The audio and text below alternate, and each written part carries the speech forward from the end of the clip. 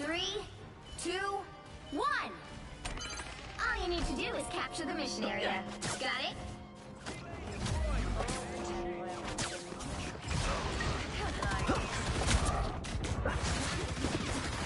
Watch out, they're headed our way! Nice!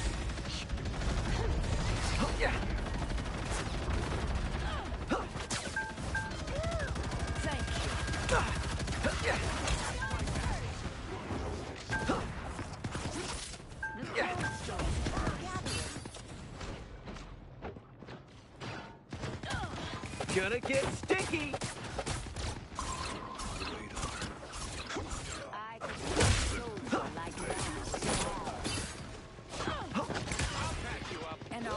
Destroy it. Round and pound!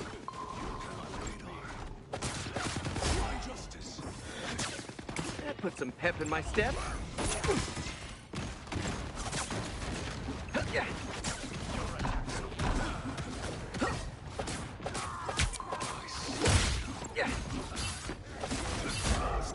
Got your back.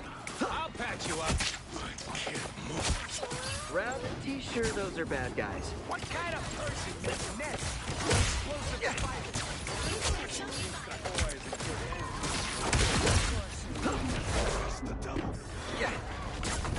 Spider Fist is ready to punch. Hey, we make a pretty good team. Feeling good. There's an up. Spider Fist is ready to Let's punch. get that vehicle to its destination.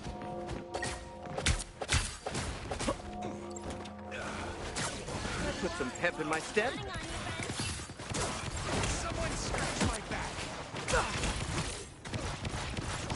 In another timeline, we're still friends.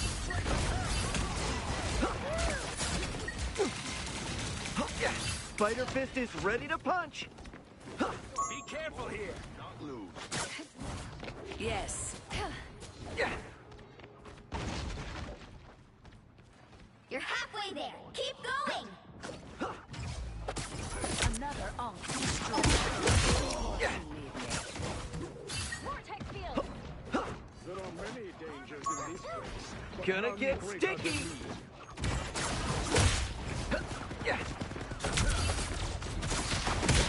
Don't mess with the amazing Spider-Man! Double KO.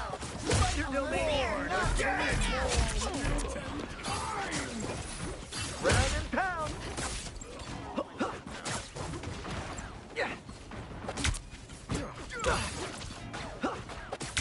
Secure stands triumphant this day.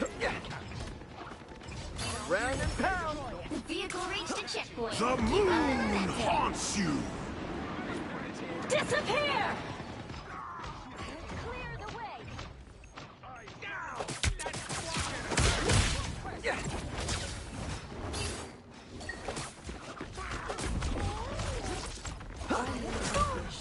As adored by the heroes of Midgard as you are. An opportunity for Gonna get sticky! Krakoa is in good hands, Magneto. Judge! Jury! Executioner!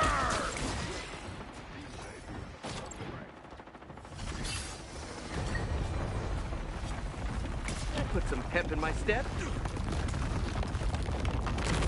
That's it! Don't let anything stand in your way. feast for my crows.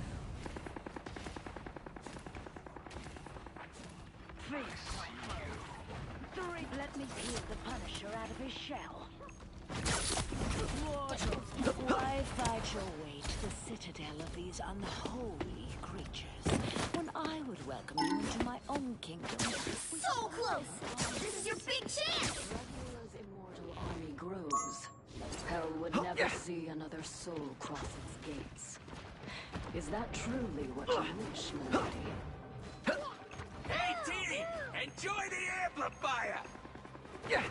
That's my favorite! Defense, huh? Okay, let's try it. Let the devil out! Another epic victory! Big win!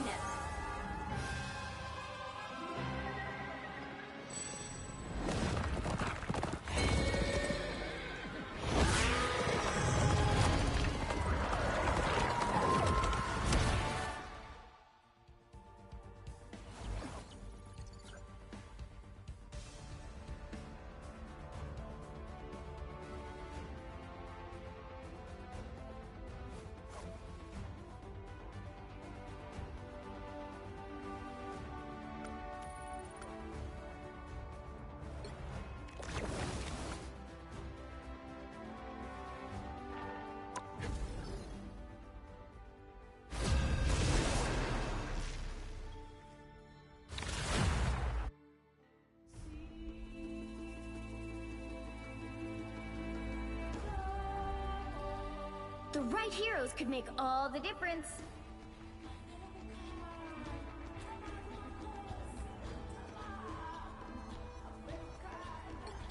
I'm your friendly neighborhood Spider-Man. Only my neighborhood is now like multiple realities. Cool, right?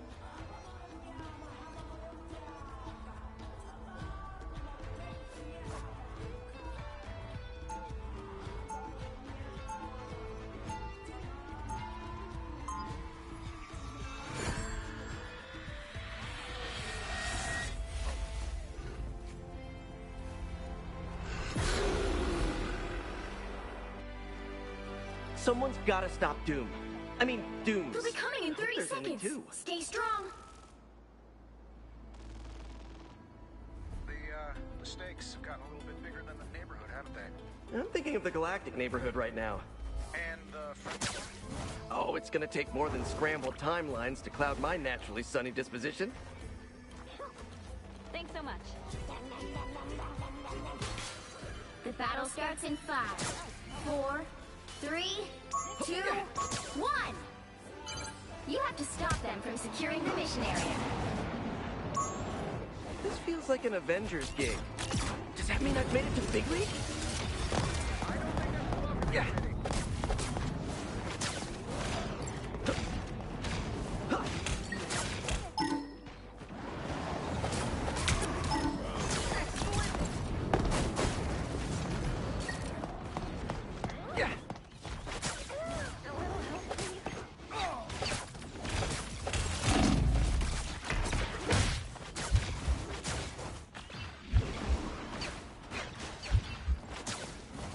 Round and pound. That hit the spot. Better than Aunt May's chicken soup.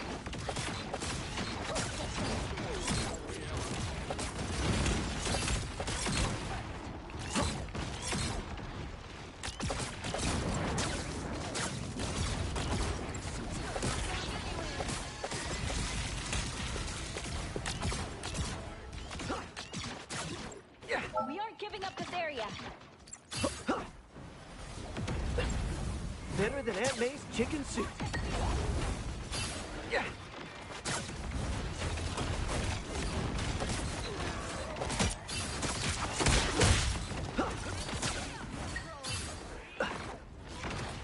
Yeah. Spider Fist is ready to punch.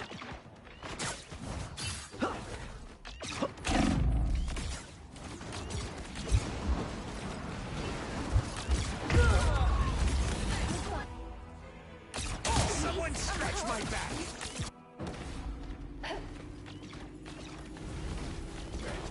Now I've got something to prove.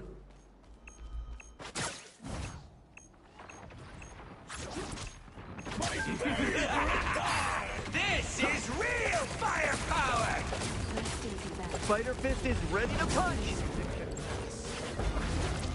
Yeah. Now I see them. Spider Fist is ready to We punch. need to stop that vehicle in its tracks. Oh, you thought you got rid of me? Think again. Onward to my sacred home. Yeah.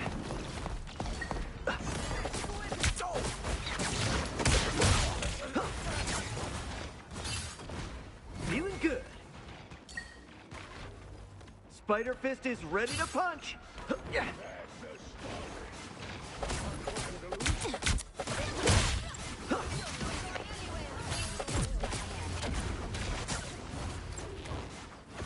Spider Fist is ready to punch. Don't mess with the amazing I am ready to put Spider-Man! on a show. Yeah. Stop them in their tracks. Pulse Crack the whip. Nice going, Warhead. Spider Fist is ready to punch. Taking requests. Fear Magneto! I lead the Guardians now?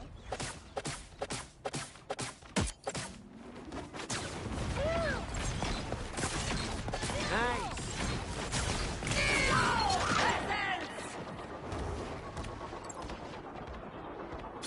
Yeah.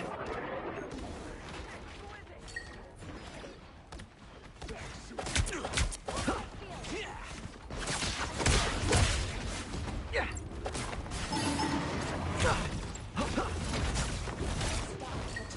Spider Fist is ready to punch! Yeah.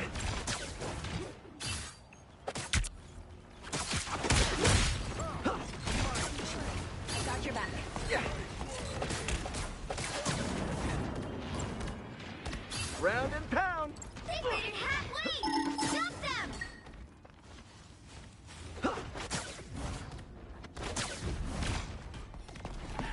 Better stop that vehicle! Yeah. On your six. Yeah. Round and pound!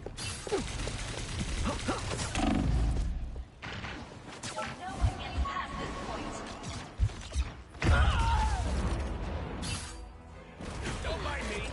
I'm just dying. See? I'm fucking helpful. I hope Friday got that. Back in the swing of things. All right.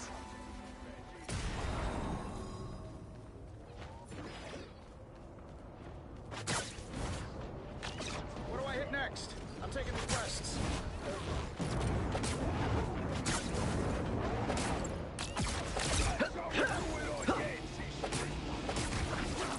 You stop them in their tracks! Watch out, they're headed our way! Ground and pound! Tony, you gotta give me one Put of some those. pep in my step.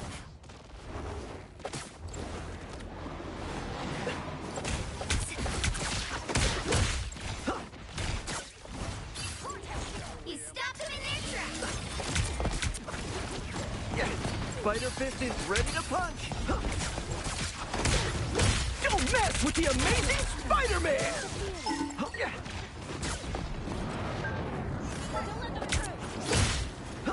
Gonna get sticky! Yeah.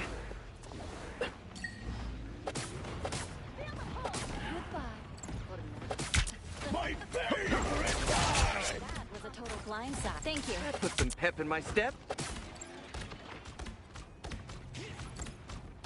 I shut down Rocket Speed. What am I? Yeah. Invisible? They look like they mean business. Thank you. Yeah.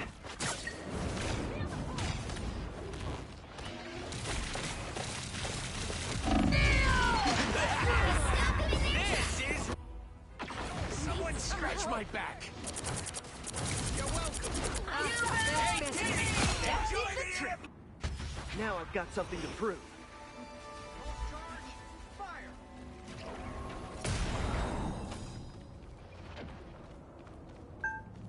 One step closer to saving the world. Yeah.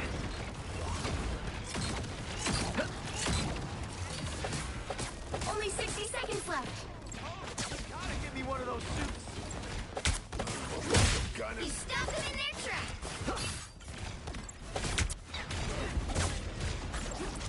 Yeah. Ground and pound! My favorite! Yeah. Pulse charge. Fire. Spider Fist is ready to punch! Down to 30 seconds! We can always count on you, Spidey.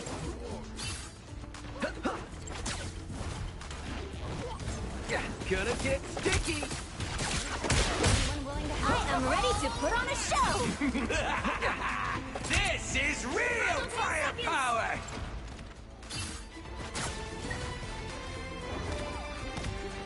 Well, I feel Rocket's hand. We'll have to keep fighting until we have a winner! Yeah. Gonna get sticky!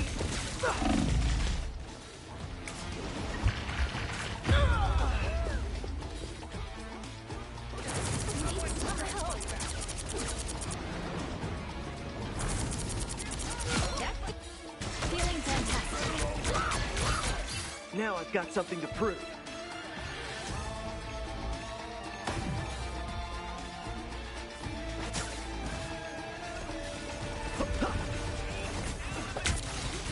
Don't mess with the amazing Spider-Man! Nice. Don't mess with the amazing Spider-Man!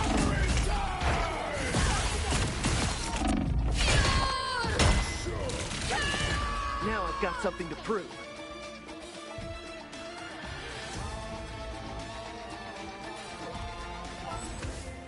They hit a checkpoint. Now might be a good time to stop them.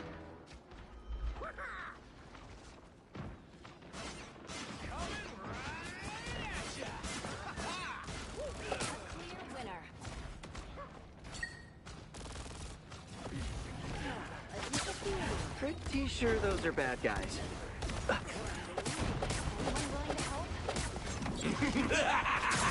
This is real firepower! Pulse charge, fire! Your attacks are feeling good.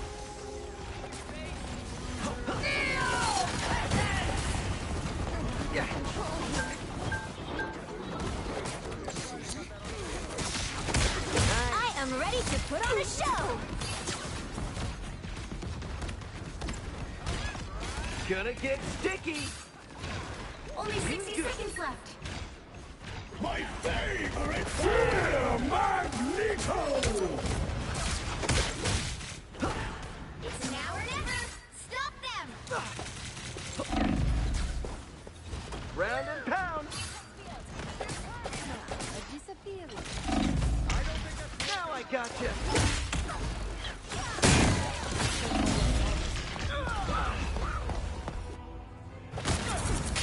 Down to 30 seconds.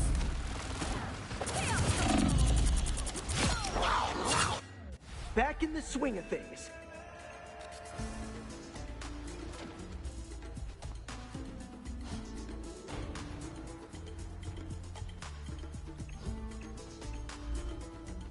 The final 10 seconds.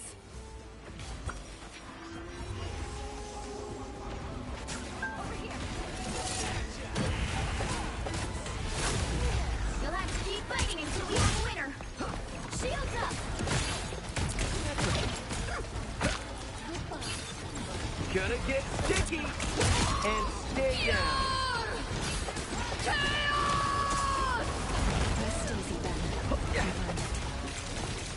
Armed and dangerous! This is real firepower! Hey, Diddy! Enjoy the amplifier! That's 3. Don't give them another inch. Or else. I gotta do better this time.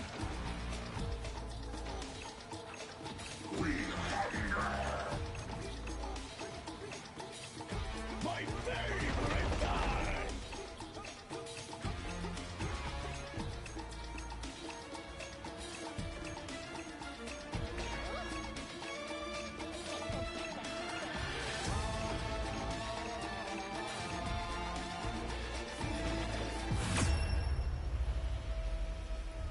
Another epic victory. Big win.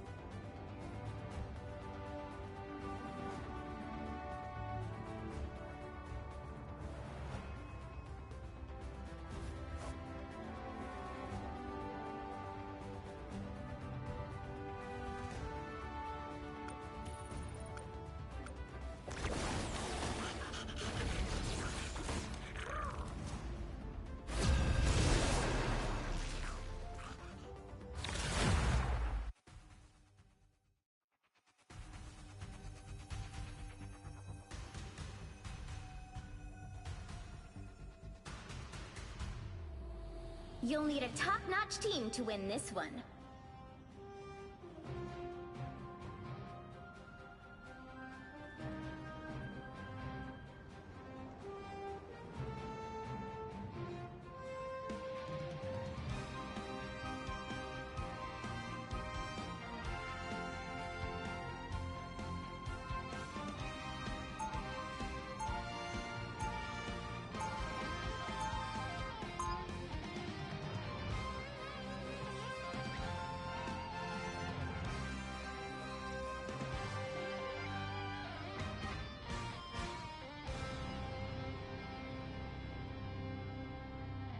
Seconds before you attack.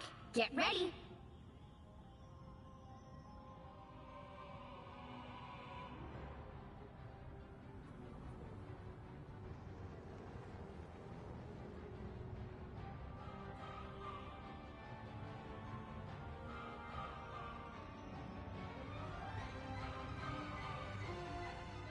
The battle starts in 5, 4, 3, God of 2, lies, 1. if you wish. What society can exist without lies? It wasn't when you watched the kiddos, I mean. I don't know why they have to go off on missions. I don't enjoy my time with the Richards children. At least when Master Vivian isn't just programming to homework. Get in there. Nice. You're restored. I am sorry. I'm right here with healing magic. You're quite welcome. Your god is suffering. I accept this minor improvement. Wrath of Asgard! I outnumber you. Energy levels rising. Once again, You're halfway there. Keep going.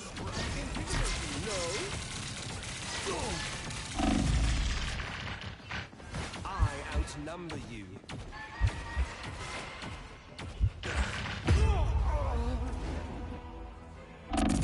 Your god is suffering. I am a true. And here we go again. I can hear them getting closer. Go, my children. Bless the healing arts. Get that vehicle moving again. Oh, I'm fine. Don't mind me.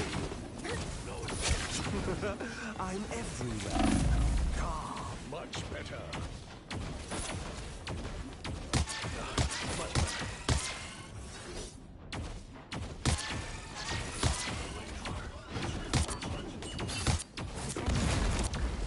That thing we shall do. This is our last selection. I have many faces. Go, my children. Healing for my friends. You would have failed without me. Ultra Ring I'm Supreme. everywhere. Drone strike complete. Do not fret. My victory was inevitable. Psylocke. You're good. Almost there. Don't turn back now. I outnumber you. Nice. Let the devils go! Invigorating, no. The more the merrier. To survive, you must repair me. Oh, I'm fine. Don't mind me.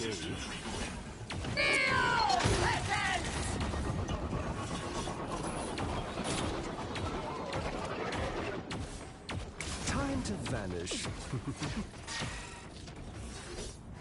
I outnumber you. Healing for my Get friends. that vehicle moving again. I knew we should have taken this. Watch me soar.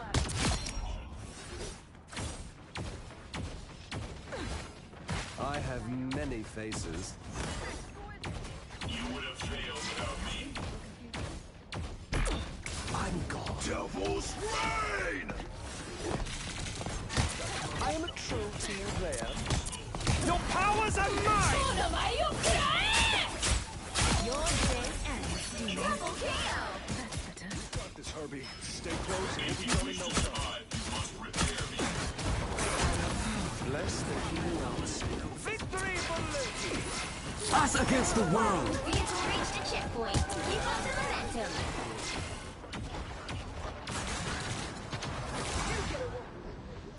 You get away! I outnumber you.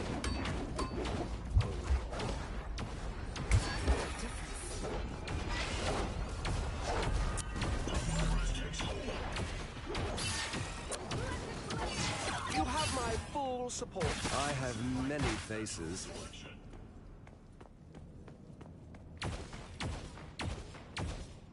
Avengers Tower, here we come.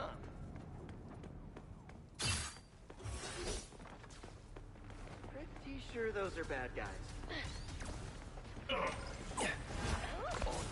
I have many faces. You're halfway there. Keep going. Good attitude. Thank me later.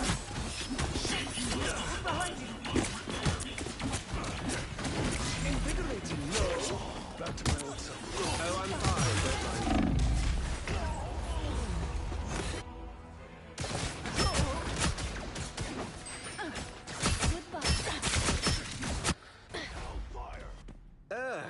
They dare to lay hands on me? What a difference. I'm everywhere. Get that vehicle moving again.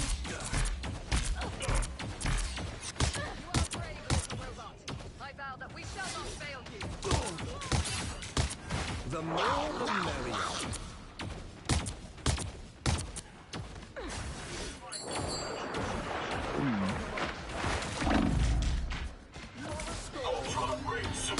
I outnumber you.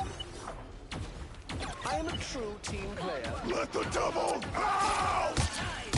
I triumph again! Ultron virus reinforcement!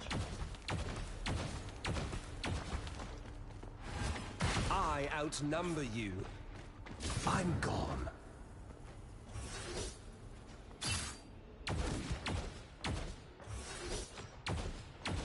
Almost there. Don't turn back now. Systems rebooting. I have suffered severe damage. You're quite welcome.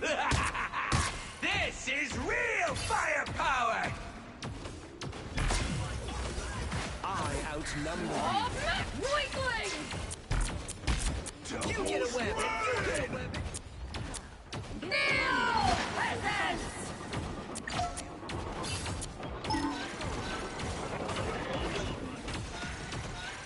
Healing for my friends. I require help at once. I have many faces. Oh, I'm fine. Don't mind me. Only 60 seconds left. Get that vehicle moving again.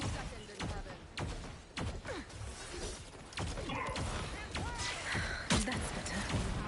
The tower of Midgard's hero looms ahead. We must reach Watch out! I outnumber you.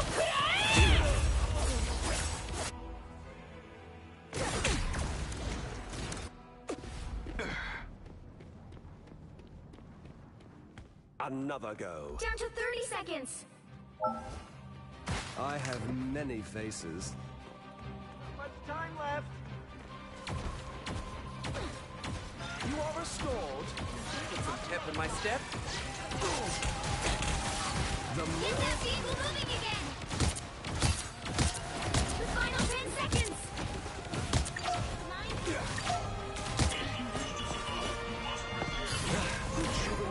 I have many faces.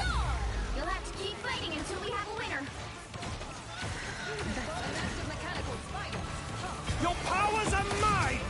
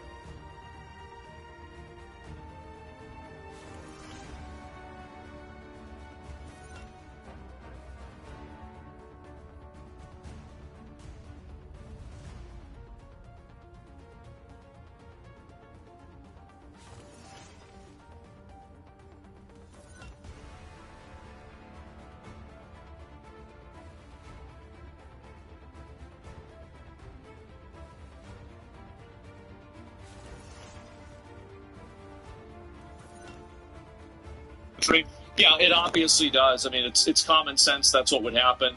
And let's see here. So you're proposing free grocery stores, not free. And is now saying he does not want free grocery stores. Now, am I the only person that never heard him say that he wanted free groceries? He just wanted government-controlled grocery stores that had more affordable prices? I don't remember him ever saying that he wanted free grocery stores where you could just go in and get food for free. I never remember him saying that. And there's no clips of him saying the opposite either, so I'm going to assume this didn't happen. He never said the cop thing either. He never said the defund the police. Well, he did. I mean, I saw it. Now, he's changed what he's saying, right? That's what he's definitely done. He's changed what he's saying, and he's shifted his language, but originally that was his viewpoint.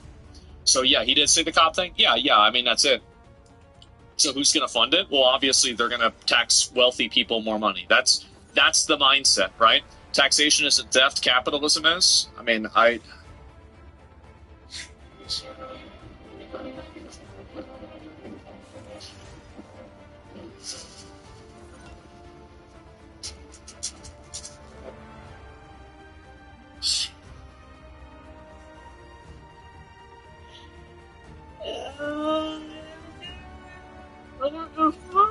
people.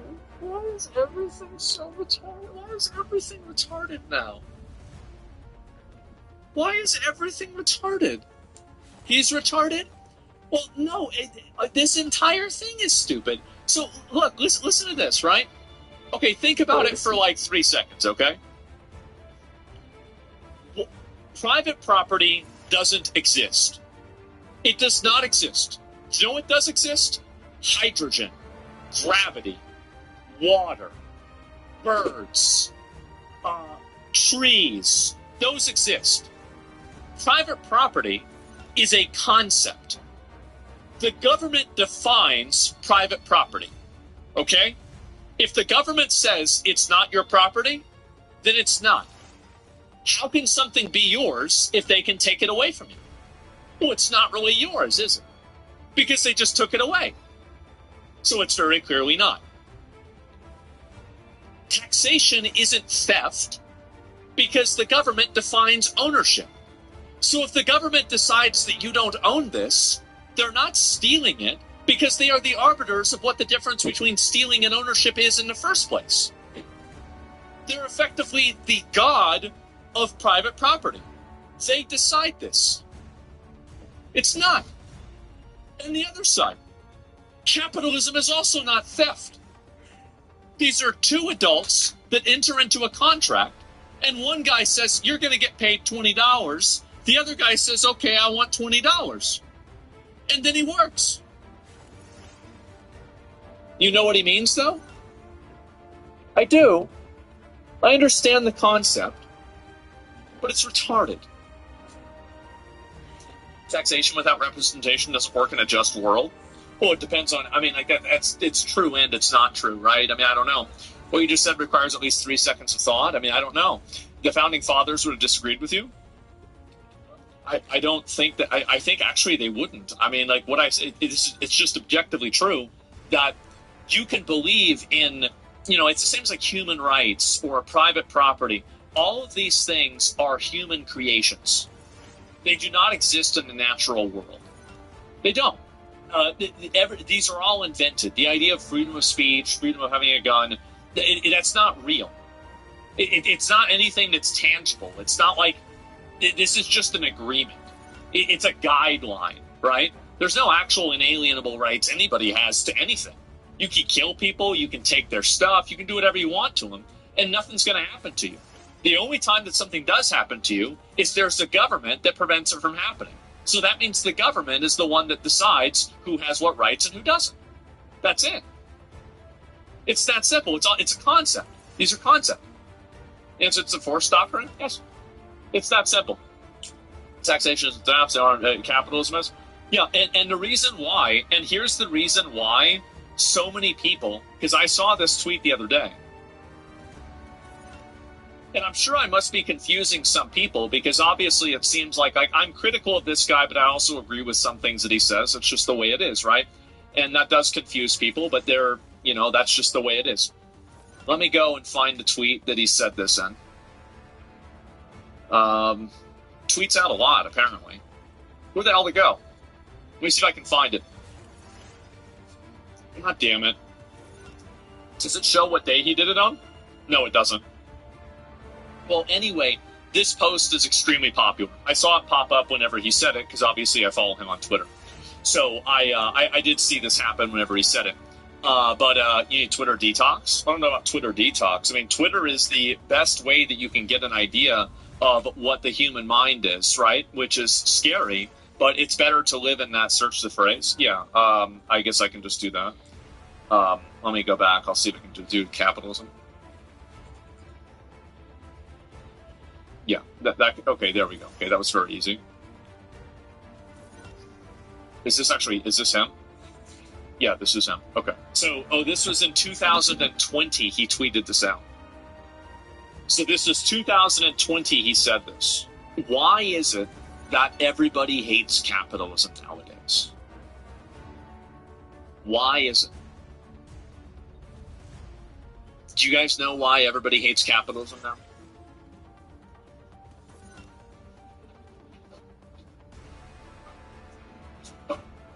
It's because they're fucking broke. They're fucking broke. They don't have any money. They don't make anything at all. They have a shitty standard of living, and that's it. Because the dollar was deflated. Here's something that a lot of people might not really understand.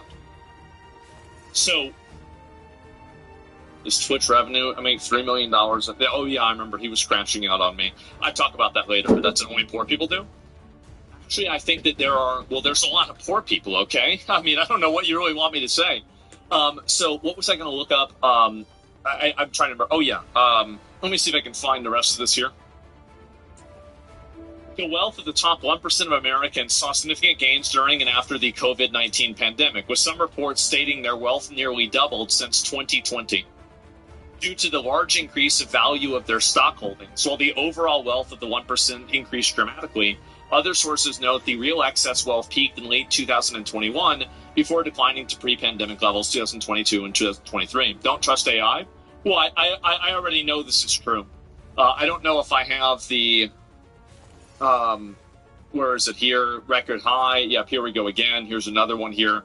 Income inequality reached a record high, even as the richest paid and the lowest tax rate in ever. And so there we go right here. Look at that amount of money. Wow, look at that. That's the reason why people, how do you know? Because I saw it. Effective corporate tax rate as well. This is 1980 versus now. And check numbers of capitalism haters by wealth bracket. Yes, I'm sure there are some people that live inside of a gated community that hate capitalism because their parents pay for everything. Yes, and they're stupid and they're dumb, absolutely, for sure. But I think that I think you are really missing out on the amount of young people out there.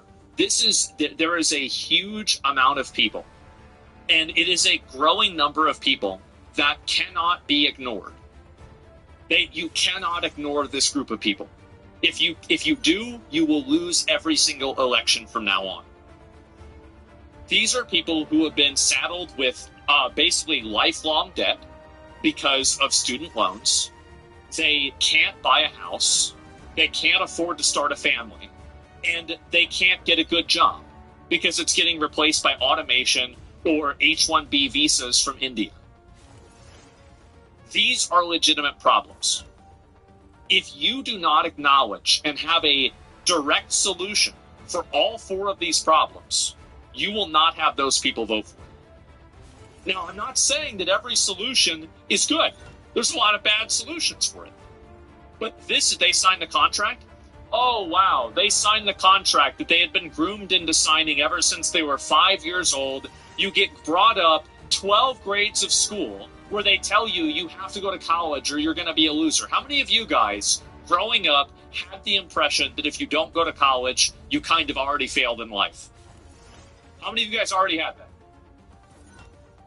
You kind of already failed in life. Growing up, had the impression that if you don't go to college, you kind of already failed in life.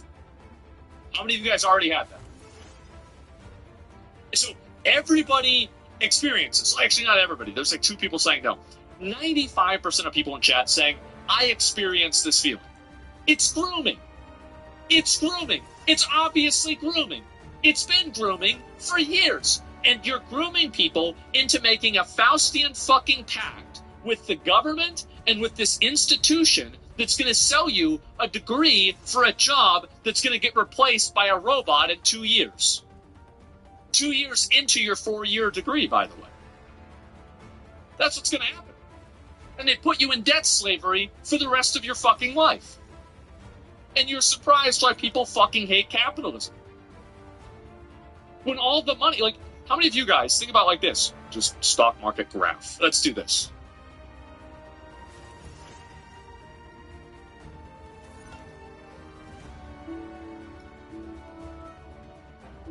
I'm not going to do colors that could signify. This is 2018. I am literally retarded. And this is 2025. Orange or purple, guys? Which one of these were things in your life more affordable and you had better financial security? Which one?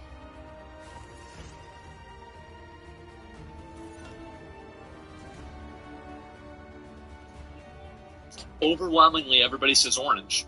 But how can it be orange if the number is twice as high? Just what we can see, if you ever thought about to rebuild civilization from scratch? No? Well, maybe you should. What's the first thing you'd reinvent? The wheel? Electricity? How could it be that? Maybe because that's not actual wealth, and the ownership of that is consolidated around a very, very small amount of people. Inflation. Yes, exactly. The stock market does not equal the economy. Of course not. But I think that a lot of things do indicate this. Inflation, the dollar going down, yeah.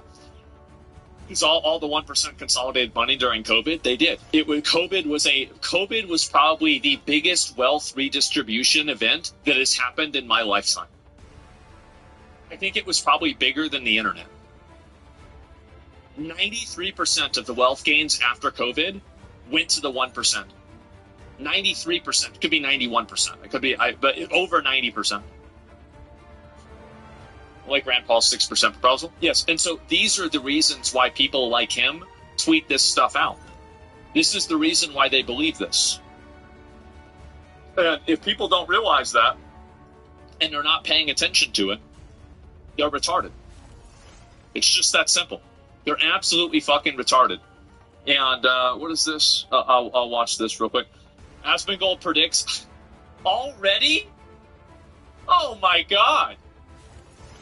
And Easy Ryan went, yeah. Jesus, bro, they're waiting on this, huh? Inflation is a hidden wealth tax. Well, it's definitely a hidden tax. I'll definitely say that for sure. And Roach tweet, what do you think will come of this? Soft communism? What do I really think will come of Zoran winning? A couple of feel-good policies where the buses might be free for a while. I don't think we're going to see a tremendous, massive change. I think that, like, just, and maybe, like, this is, I'm definitely betting all in on nothing ever happens. I think he gets in, he gets involved, and he's the mayor now, and there are a million restrictions and restrictive apparatuses and laws and courts and lawsuits, things like this that happen that effectively render him useless. That's what happened to Obama. That's what happened to Trump. Effectively, this guy is he's another guy that wants to come in and flip the board over.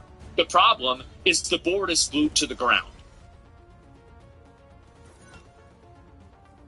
Chicago Mayor Brandon Johnson signs order for ice-free zones.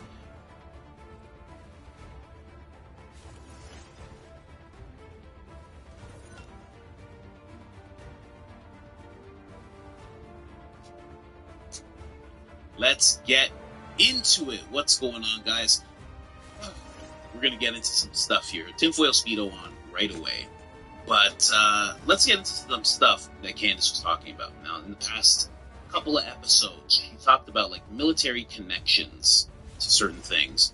And then she talks about this plane that is pretty much following turning points around. It's landing in the same places that these turning point events are happening, and it all looks very odd.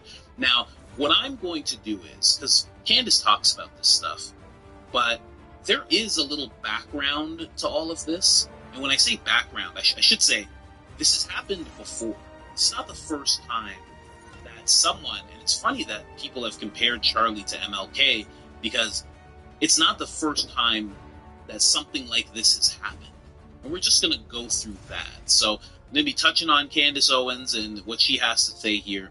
Then we're going to jump into MLK's background, Malcolm X's background, and then we're going to touch on something from Laurel Canyon era.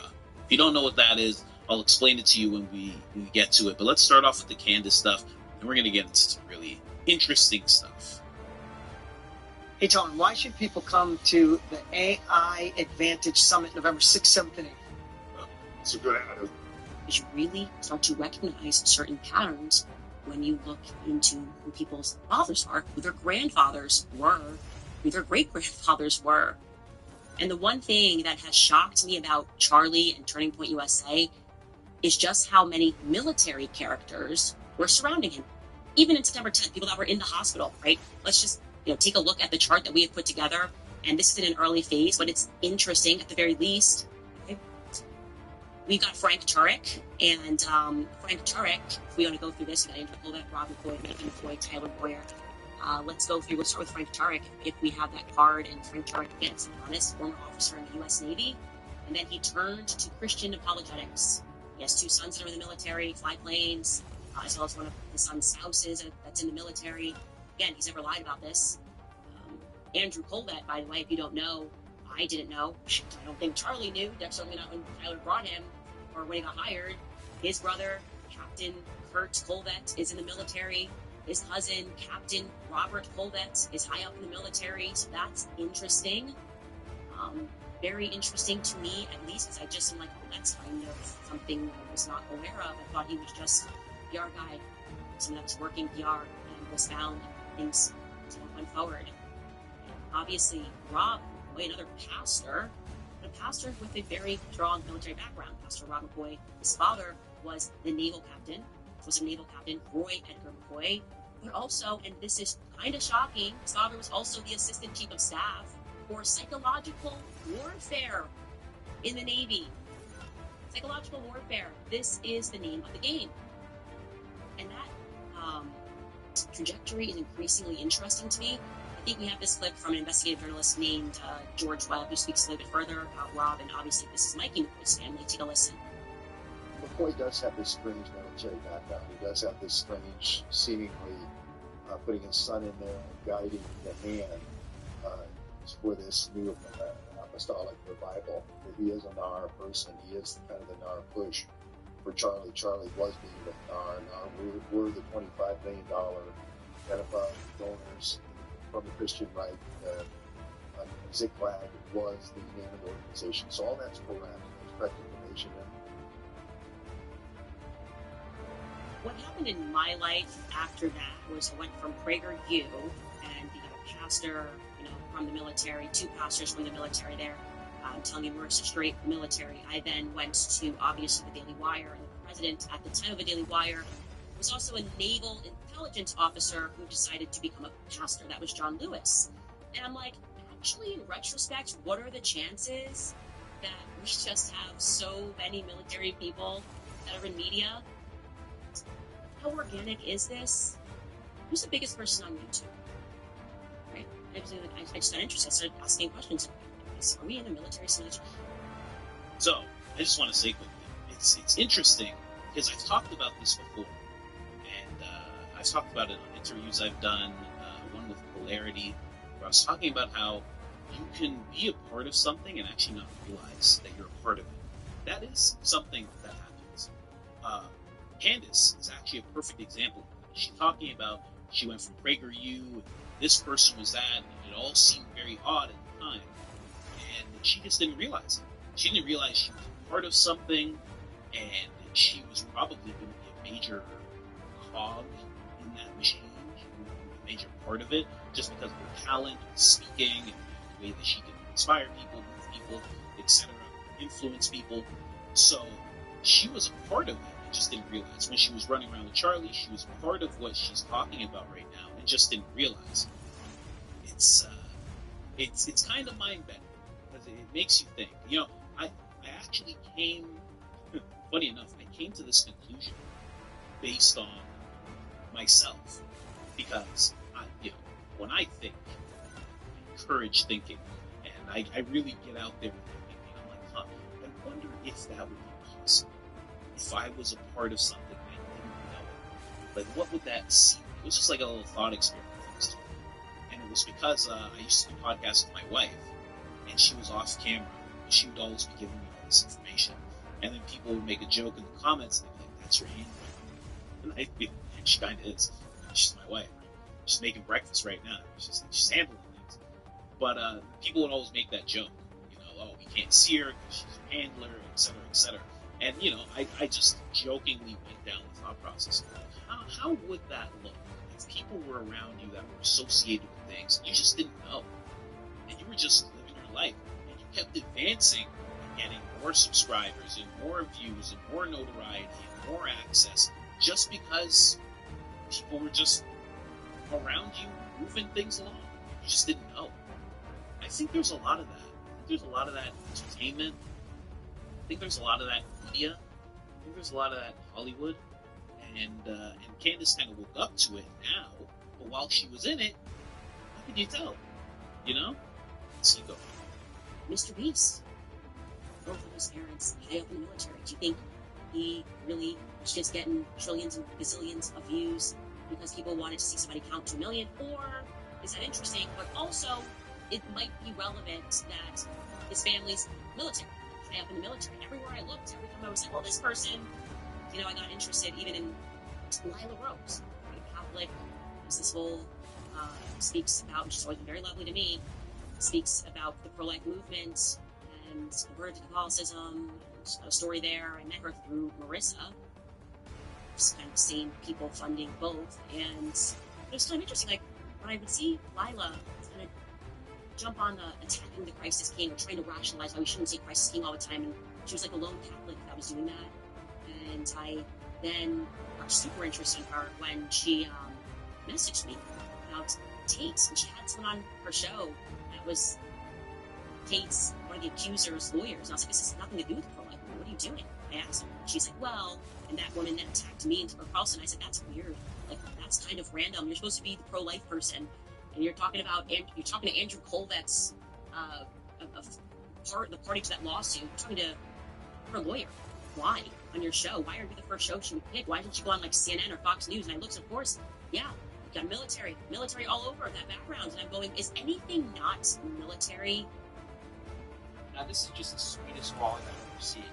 GPS trackable, trigger engaged. And looking at Barry Weiss and looking into her grandfather, and there's a story that's just incredible. Bomb thrown on his house in, I think it's Philly or somewhere, maybe it's Pittsburgh, and that's related to the casinos. I mean, the whole thing starts getting really crazy when you realize everyone's somehow attached to Raytheon, right? Mr. Beast, they're all attached to Raytheon in one way or the other, and I find that to be interesting. And there's more. I'm in the early days of research here, and there's a lot more I'm going to present to you guys, but I think we can all acknowledge we were lied to about the 30-06, right? I know for a fact Charlie's neck was not destroyed. Certainly was not destroyed. And if I'm lying, sue me for defamation, and you'll learn exactly how I know that. This is what makes Andrew Colvet's tweet explaining the conversation with the surgeon especially interesting. Remember, he's like, oh, the surgeon said, well, I would have taken down a moose, and but Charlie's neck, he's a man of steel.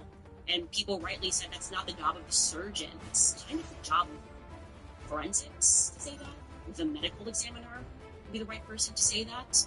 By the way, who was the medical examiner? Who were the doctors? And any chance they were military?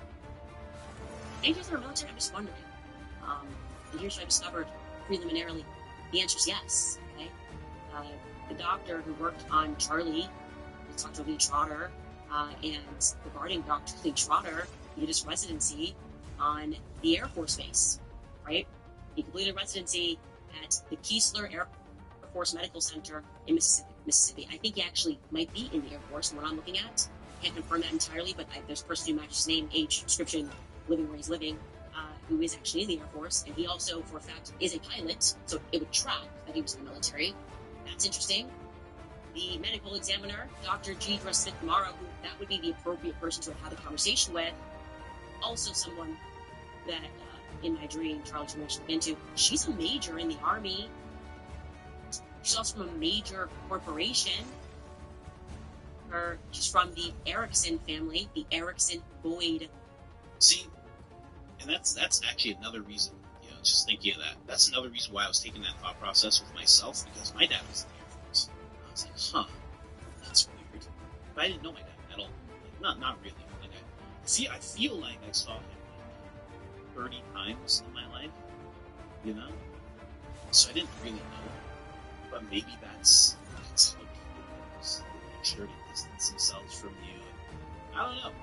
It's very weird, but there is a lot of this in the entertainment space. There's a lot of these connections that she's making. And again, it's not the first time. When I started realizing this, and when I first started looking into symbolism in rock and roll, and how, it's, this is the I love you sign, and that's all this is, but it's like, no, that symbol, like I'm doing it with my hands here, I'm trying not to fully do it, I don't do that symbol, but, it's not just plain language for I love you, it's existed longer than sign language has existed. So, there was just a lot of symbolism in rock and roll, and I was like, wow, that's so incredible, look at rock and roll, and then you realize, you start looking at hip-hop, and you're like, oh, symbolism is still there. It's still all there. So it's like, this has been going on since what?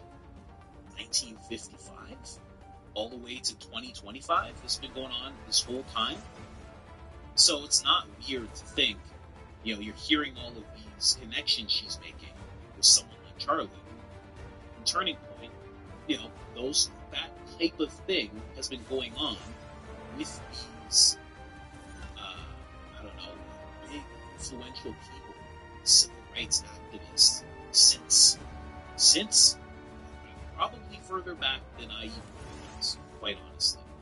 But I will go over my examples. Let's jump over to the next clip where she... January 10th, 19th, I'm going to also say that I think this is relevant. Rob McCoy hosts the first ever Turning Point USA Faith Pastors Tour, a vision, guiding a group of pastors through Jerusalem. On February 20th, I think this might be relevant because the same people that infiltrated or hostilely took over James O'Keefe were involved with Turning Point USA.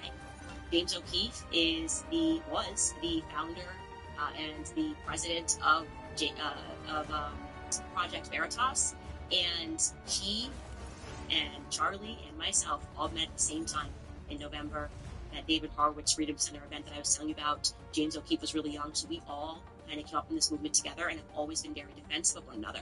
So on January 20th, there's this hostile takeover, what appears to the public at least, is a hostile takeover of Project Veritas. James O'Keefe gets pushed out. He's ousted from the board of his own company, and Charlie publicly announces his support for what he perceives, the rest of the world perceived, was a bit of a hostile takeover.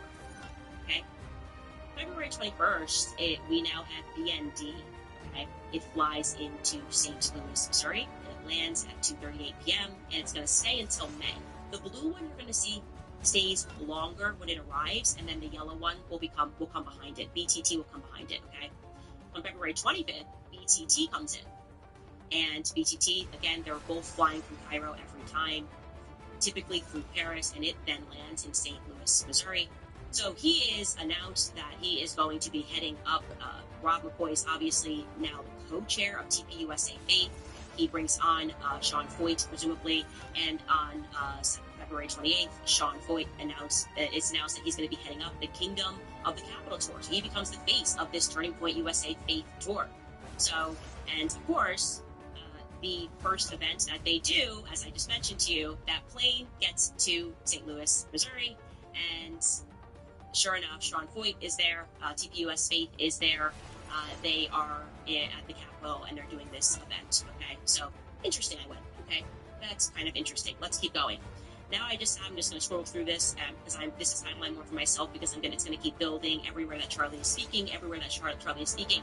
Let's look at March 24th, 2027. I'll tell you why this is interesting to me. On April 1st, we have that plane. We're going to call it the yellow plane for the sake of this timeline. The yellow plane flies from Cairo, always via Paris, to St. Louis again, and it lands in Missouri. And guess what? April 2nd, TPUS Faith, co-chaired by Rob McCoy, kicks off their tour with an event headed by Sean Foy in Jefferson City, Missouri, the very next day, while this plane is here. Okay, let's keep going. Okay. April 6th, it leaves and always goes through Delaware. When it leaves, it goes back to Cairo. Okay.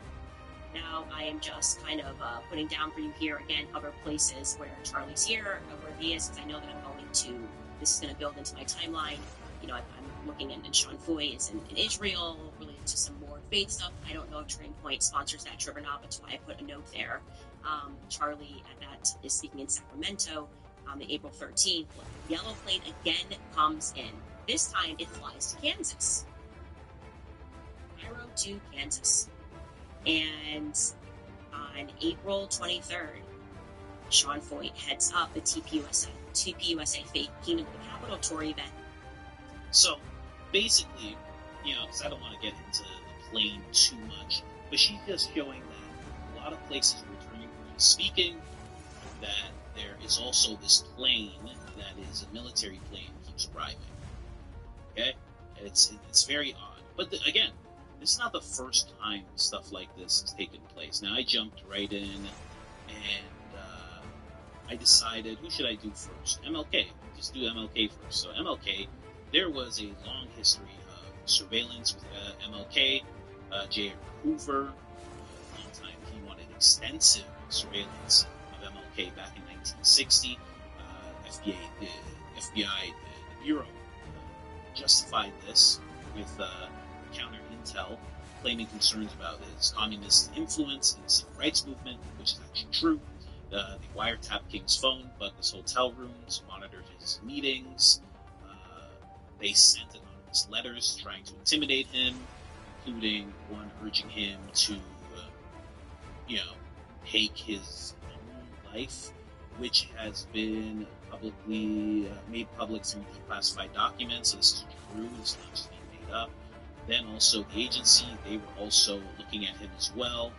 They technically barred domestic spying, but there was evidence that they gathered intelligence on King's foreign travels, especially trips to Africa, Europe. Mainly, they were monitoring possible subversion contacts abroad, etc. And then we actually have exactly what Candace is talking about. They had Army intel as well. U.S. Army intel units kept files on King, other activities during the late 60s, particularly protests that were against the Vietnam War, which is very cool. They're monitoring priests after King began speaking out strongly against school in 1967. So yeah, there was a lot going on with King. It's funny that it was in the 1960s. Let me just write down 1960s, because that was actually the time of Lower Canyon. Then I jumped over to Malcolm X. Malcolm X, the same thing was going on. You know, Bureau was investigating him. This is the early 1950s. So again, we're going back to the 1950s. King was in the 1960s. Because of his association with the Nation of Islam, they used informants inside the Nation of Islam, recorded Malcolm's speeches, and again, I say they had people on the inside, right? They're saying informants. Candace is not using the term informants, but you can just use this interchangeably as people on the inside. That makes sense on Candace's side and this side. J. Edgar Hoover personally ordered agents to gather information, to neutralize him as a black national leader. Thousands of pages from the Bureau, they released under the Freedom of Information Act. We can go down further. NYPD, they were monitoring him pretty heavily. Let's keep going here. Other intel interests, really quick. Agency kept watch on him. International activity, especially again his trips to Africa and the Middle East, where he spoke before organizations, independent nations, the classified State Department, cables show that U.S. officials were worried about his influence abroad, monitoring his movements, etc. So yes, they were both being monitored in the same way. Now, I'm actually going to go through this, because I had a whole list of things, which is what Candace was talking about. Now, I'd recommend getting a genetic methylation test just once in your life. Just once in your life. You'll never need to do it again. Okay. Now, this is I'm going to jump around a little bit. You see Nate Dogg on the screen right now. Nate Dogg's not from the 1960s. But there was this whole thing, Laurel Canyon, I'll get to that as we move down. But there was this whole thing where they were talking about... Oh, yeah. Let's go all the way up. Yeah, there we go. So I'll start at the beginning anyway. So, back in the 1960s, these were prominent groups in the 1960s, and they all had military connections as well. You just went up way too far. Why'd you go up so far? Let's start here. Okay, so the Doors, Jimmy Morrison's father, George S. Morrison, was a naval admiral. Okay, Frank Zappa, and I know this is going to hurt some people's feelings, of course. Frank Zappa, his father, reportedly worked for U.S. Army's Edgewood Arsenal, chemical biological weapons research. David Crosby of the Byrds / Crosby, Stills and Nash. McGowan claims that Crosby came from the elite military intel family, his father having links in that domain. Stephen Stills grew up in Central South America in places tied to U.S. clandestine operations. Papa John Phillips of the Mama and Papas attended U.S. Naval Academy. The family had green ties, military background, of course. Jackson Brown, born post German War on a U.S. military base. Also, J. Cole, if you know about music today, J. Cole was born on a German military base as well as famous comedian Martin Lawrence. A lot of people don't know that about Martin Lawrence. He was actually born in Germany. I believe it's West Germany. Him and J. Cole actually born on the same military base. I want to say Frankfurt, but I'm not 100% sure. Miles Copeland Jr., musician and businessman who was one of the founding members of the agency. His children include drummer Stuart Copeland. Went into military, like that's just like so on the nose. Like this guy's in music, and he becomes one of the founding members of the agency. That's just very interesting in and of itself. Stuart Copeland, son of he was a drummer in the police, grew up in the Middle East. Foreign postings due to his dad's intel work, of course. Leroy Anderson, a musician who served in the U.S. Army Counterintelligence Corps during World War II and worked in military intelligence. Again, all these people went on to have very, very, very famous careers in the music industry. Walter Loving led Philippine band, also worked in military intel during World War I. Like, it just keeps going on and on and on. And then I tried to go into today. I wanted to find out the connects to today. Ice-T served in the military before becoming a major rapper. MC Hammer performed in the U.S. Served in the U.S. Navy. He served for 3 years, discharged honorably. We have Nate Dogg enlisted at 17 in the U.S. Marine Corps. Ammo specialist, which is wild to think of. Nathaniel Hale is his real name. I didn't know that. Cannabis. If you don't know about the rapper Cannabis, you might remember Cannabis. He would be like, Cannabis, like he rapped like that. But he was a rapper. You can look all these people up. He was in the U.S. Army, enlisted after rap success, served 2 years. Some unusual aspects. Freddie Gibbs, if you don't know about him, he's like a new rapper. Just straight up gangster rapper. U.S. Army, pre-trial enlistment, enlisted in a diversion program, short list before discharge. And, you know, when I'm showing you this, you're saying, like, oh, but these guys all served short little stints and whatnot. The thing is that they served these short stints and then became these big artists. And that's what Candace is touching on here, is that they serve and then they go on to this other world. And then when you look at hip-hop now, they served as something that actually helps tear down the black community. It's very interesting the way that works. Because, you know, your mind, subliminal, subconscious, I'm just throwing out words here. Your mind, very susceptible to subliminal messaging into the subconscious. So, if you're hearing something like, I don't even want to, I can't even make any rap lyrics up, but take the worst rap lyrics and play them on rhythm and play them on repeat, and that's going to pierce into the mind of the person that's listening to it, almost in a ritualistic way, and it will take shape in them. You know, people feel like, oh, you're just listening to songs, and the songs have no impact on you. We know that's not true. We just know that's not true at all. Not in a mental sense, not even in a physical sense. I mean, who's listened to a song and gotten goosebumps?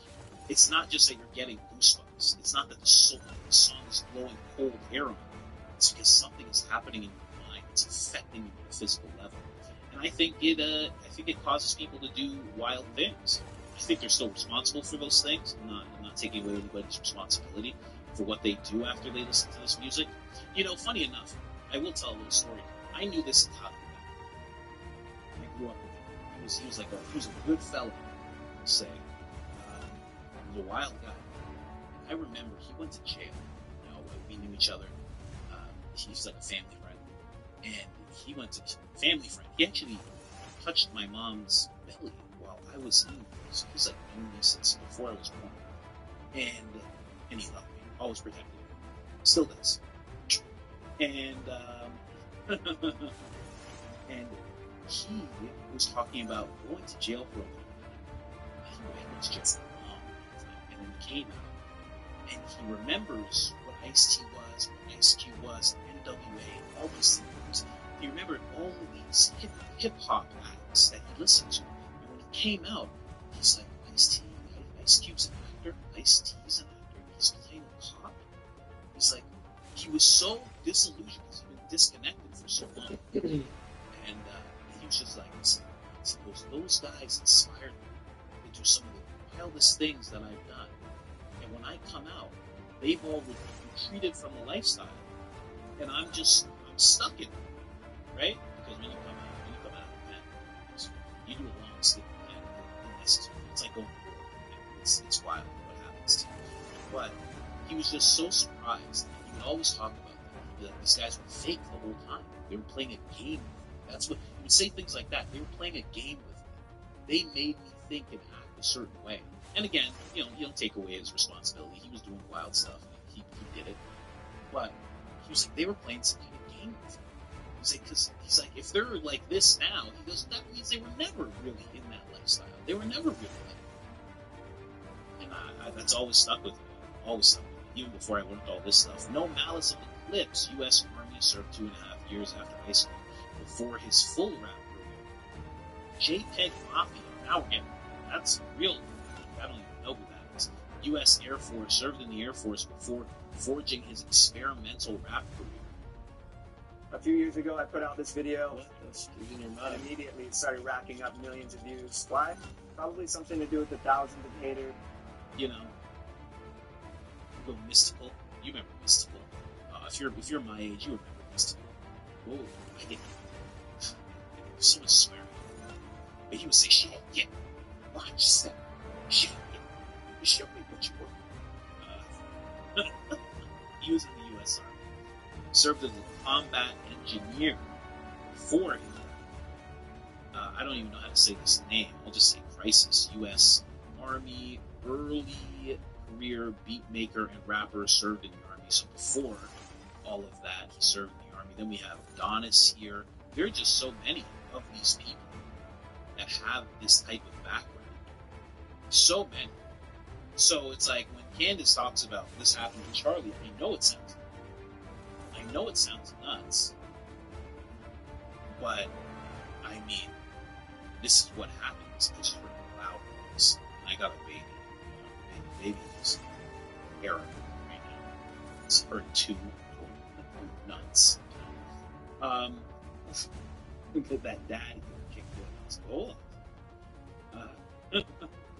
But when she talks about this, it sounds nuts, but in reality, this is something that's been happening for a very, very long time. And maybe she's just clicking into it. This is something that I've known about for, I don't know, a couple decades now, that I've been talking about it just with friends and back rooms and whatnot. But yeah, now people are really starting to catch on because, you know, it just becomes more and more apparent. Now, what she's covering is not really apparent. Like, how would you know about this plane? How would you know about these people? But the thing is, it seems like these guys, whoever this is in the background, they make sure that they are in every facet of life, every facet where there's influence. It seems like they're there, right? So hip hop, rock and roll, major influence. And the reason that the 1960s MLK sticks out to me with the Doors is because it said that, and this is real. So in order to discourage people from supporting the anti-war movement back in the 60s, the anti-war movement first looked like guys like Jordan Peterson, like Speaker of the House Mike Johnson. Like, it looked like guys like that. They'd have glasses and they'd be like, this is the reason. Let me explain to you why this is not good. It looked like that at first, and by the time all of these movements were done, really penetrating, influencing, and swaying people, the anti-war movement was associated, it looked like, the dirty hippie movement, which was a thing. These guys had long hair, they were drugs, etc., etc. You know, music had a major hand in that happening. And it was because they wanted to do that because they wanted people who were regular people at home, who were just good citizens. They wanted to be able to have them look at the anti-war movement and see somebody who is deplorable, people who they don't want to be associated with. So, the fact that they were actually looking into King during that time because of him speaking out about it, and then also changing what the anti-war movement looked like, it's just all connects. It's just a thing that they've been doing for all this time. So, I know she sounds a little nuts. But the thing about it is that this has been going on for a very long time. A very, very long time. So, you know, I might go deeper into it. I might do that on Patreon, I gotta be honest. I haven't even been putting out links to Patreon. I'm not even finished doing my first video for Patreon. So, again, complete love to everybody who signed up just right away like that. I mean, I'm going to try and make it into something. I'm not going to try and make it just a portal for you to support. I already have that with Buy Me a Coffee. I already have that with the clothing merch. I want to make that into like a second. I want to make that into a media channel. Eventually, I want to have a website like Candace where it's just you directly to me kind of thing. But this is that Patreon is the building blocks of all that. So thank you so much for anybody who signed up. But again, she's not as crazy as she sounds. Not as crazy as she sounds. This has been going on for a long time. And again, there's no one like Charlie right now. I know Officer Tatum thinks that he's Charlie. Whoever's behind him is like, you're the new Charlie. Go on there, wind up doll. I know that's what I'm doing, but there's no one like him. And it would make sense that these people were watching him sway hundreds of thousands, millions of people every year, and thought, we have to surround this guy properly so we can refine or polish and direct his message. It makes perfect sense that they would do something like that. Perfect sense. I think they do it to everyone. I've even experimented with, like, maybe that's what's going on with Rogan. Maybe that's what happened with Rogan. How would you know? How would you know? Like, you're just doing the right thing. Like, Rogan has a massive security detail. They're all ex-military. He's friends with the DNI, but he didn't start out friends with the DNI. He was friends with some lady that left the Democrat Party, and he was like, wow, she's really cool. And he became friends with Tulsi, right? He was friends with Jocko, but he was friends with Jocko because he had this fighting background, and they were both getting after it. So they became friends. Him and Goggins, he brought Goggins onto the main stage. Goggins comes from a major military background. They just became friends based on other things, but then the next thing you know, your whole network is made up of these people. And these people have your ear because they're friends with you. So they can get you to talk about certain things a certain way without even telling you this is how you should talk about it. It's just if you have 10 friends, right, or everybody who surrounds you and they're all saying something, and you go, yeah, you know what? Yeah, that makes a lot of sense. And you're having friend conversations. You're not having interventions where people are coming to see you. You're having friendly conversations. And even you yourself can reach out and say, hey, I know you have this background. So I was just wondering, can I just pick your brain about this subject? The next thing you know, they give you the skill that you need to know, kind of thing. I don't know. That's just me. I got a tinfoil Speedo. Rarely do I wear pants, you know. So I just think about these things. Nothing.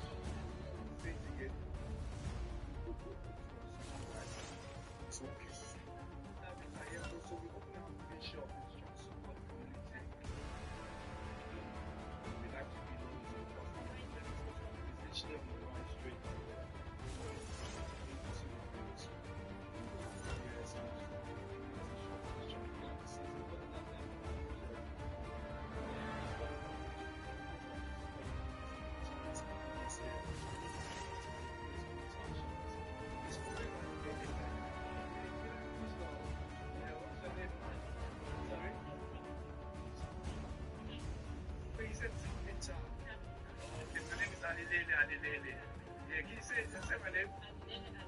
Say it again. Say it again. Right. It's working. Calm down. Auntie, calm down. Auntie. Is it from one? Yeah, can you say my name? Say it again. Say it again. Right.